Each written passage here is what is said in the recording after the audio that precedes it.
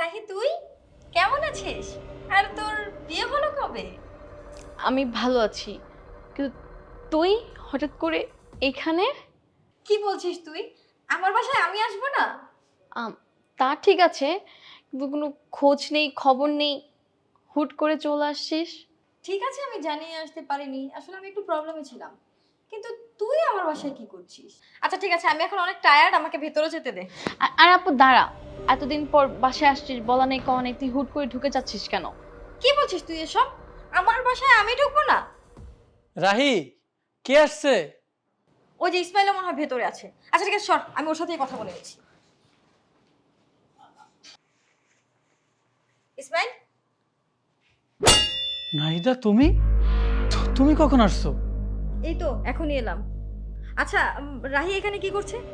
আর দেখলাম ও প্রেগনেন্ট। কি হয়েছে বলো তো আমাকে একটু ঘটনাটা। তুমি সেটা আগে ছাড়ো, তুমি আগে বলো, তুমি বেঁচে আছো? বেঁচে আছি মানে? আমার কি মরে যাওয়ার কথা ছিল নাকি? নাহিদা, বিষয়টা সেরকম না।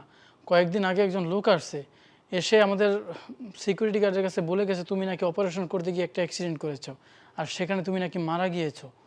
তোমাকে যে এই কথাটা বলেছে না, সে সম্পূর্ণ ভুল বলেছে। হ্যাঁ, অপারেশনে গিয়ে আমার একটা অ্যাক্সিডেন্ট হয়েছিল, কিন্তু আমি মারা যাইনি।